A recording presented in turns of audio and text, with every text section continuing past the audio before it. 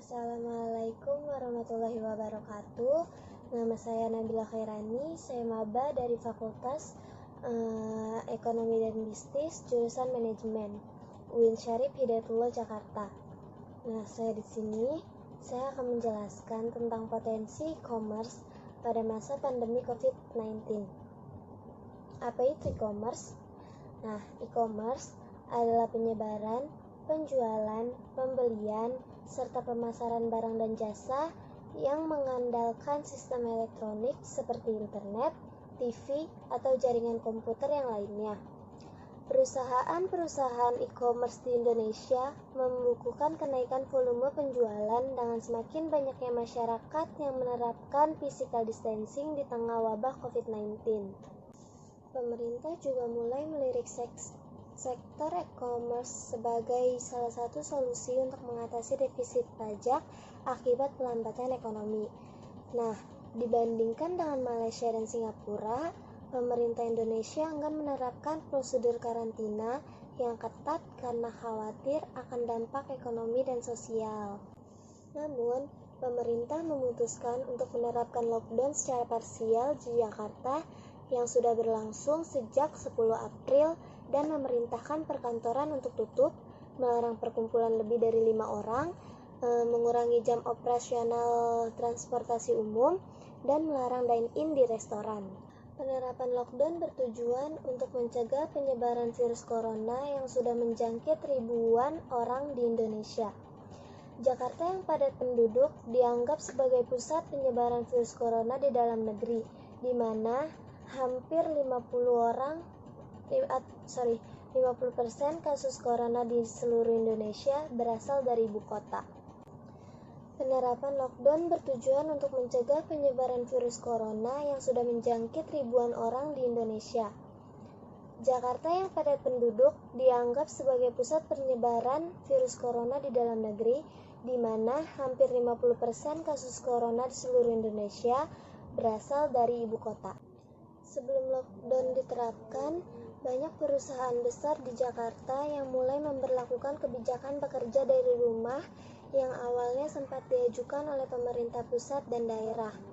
Selain itu, sejumlah mal, toko, dan restoran juga berinisiatif mengurangi jam operasional beralih ke layanan online dan bahkan menghentikan kegiatan usaha secara total. Sebelum toko-toko yang menjual barang non-pokok ditutup, sudah banyak masyarakat yang telah memilih untuk belanja online seiring dengan peningkatan jumlah kasus COVID-19. Berikut beberapa kinerja dan transaksi yang dibukukan e-commerce selama masa pandemi seperti dikutip dari siaran Pers Oxford Business Group. Nah, Bukalapak. Bukalapak ini salah satu dari 5 perusahaan startup unicorn di Indonesia yang memiliki valuasi mencapai US$1 miliar, memperluas pilihan produk sembako selama beberapa minggu terakhir untuk memenuhi kebutuhan konsumen yang berdiam di rumah. Secara terpisah, Blibli mengungkapkan bahwa penjualan produk sembako, pembersih, sanitasi, masker kesehatan, dan vitamin mengalami peningkatan selama beberapa minggu terakhir. Perusahaan e-commerce tersebut juga membukukan peningkatan permintaan terhadap peralatan memasak, video game, dan peralatan olahraga karena masyarakat Indonesia mulai menyesuaikan diri untuk menghabiskan waktu di rumah. Nah, sebaliknya, permintaan terhadap produk smartphone, otomotif, sepatu, pakaian formal, dan tiket liburan semakin turun karena keadaan perekonomian yang tidak menentu serta kekhawatiran kesehatan, sehingga masyarakat mulai mengurangi konsumsi yang tidak dibutuhkan. E-commerce sebenarnya sudah mampu menarik banyak konsumen di Indonesia bahkan sebelum terjadinya wabah COVID-19. E-commerce juga merupakan salah satu pendorong utama yang menjadikan Indonesia sebagai negara dengan nilai ekonomi digital terbesar di Asia Tenggara mencapai 40 miliar pada tahun 2019 dan diprediksi meningkat hingga 130 miliar pada tahun 2025. Dengan semakin banyaknya toko retail dan konsumen yang terpaksa beralih ke e-commerce, pertumbuhannya dapat ditingkatkan lebih jauh lagi. Sebelum COVID-19, e-commerce hanyalah sebuah pilihan.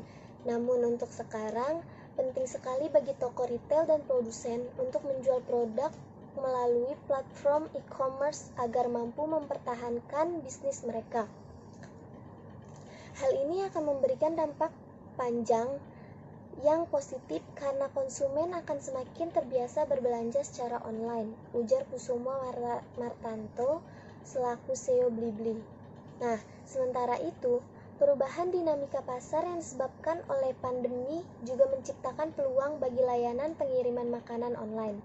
Pemimpin pasar seperti GoFood, GrabFood yang dapat diakses melalui Gojek dan Grab telah menerapkan mekanisme pengiriman tanpa kontak dan prosedur kebersihan yang ketat untuk terus melayani konsumen.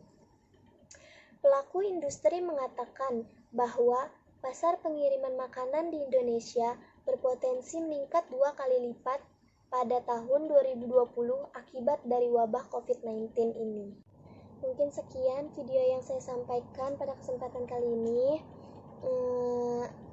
Mohon maaf bila ada salah-salah kata, dan terima kasih banyak untuk yang telah menonton video ini. See you next time guys. Assalamualaikum warahmatullahi wabarakatuh.